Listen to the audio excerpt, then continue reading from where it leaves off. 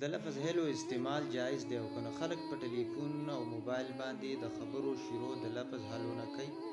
دا شان کله چې په منځ کې رابطه ختم شي نو بیا هم د لفظ هلو استعمال دا کوي.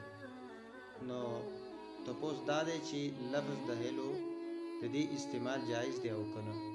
د دې جواب دا دی چې د هلو د دې لفظ معنی چې یو کس ځان ته یعنی خپل طرف ته متوجه کولی او در شاته عام طور باندې اردو کې د دې معنی دای چې سنو او انګریزان په خپلو کې د ملاقات په وخت کې د دې جملې استعمال د دې لفظ استعمال کوي.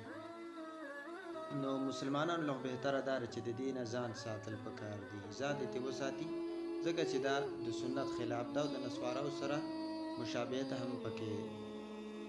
د اسلامی شریعت یو اصول دام دي چې مسلمانان کلم په خپلو کې میلاویږي نو د خپلو خبرو شروع د السلام علیکم نه وکړي او دا سنت طریقه ده. د دې خلاف کول دا اوس د سنت خلاف دی، لکه حدیث کې راځي رسول الله صلی الله علیه وسلم فرمای السلام قبل الکلام، د خبرو شروع کولو نه مخکې دا سلام کول پکار دي. سلام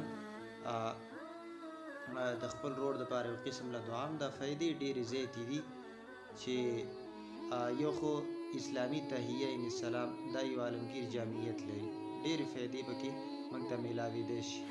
په دې کې د الله ذکر هم موجود دی، په سلام کې تذکیر هم پکې د الله موجود دی.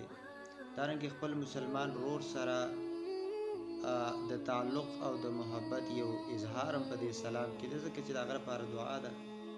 دغه رنګې د هغه لپاره یو بهترین او ښایسته دعا هم ده چې بله دا ده چې د هغه سره دا معاهده هم ده چې زما د لاس نه به تا ته څه تکلیف نه رسیږي، څنګه چې په حدیث کې راځي چې المسلم من سلم المسلمون من لسانه و یده.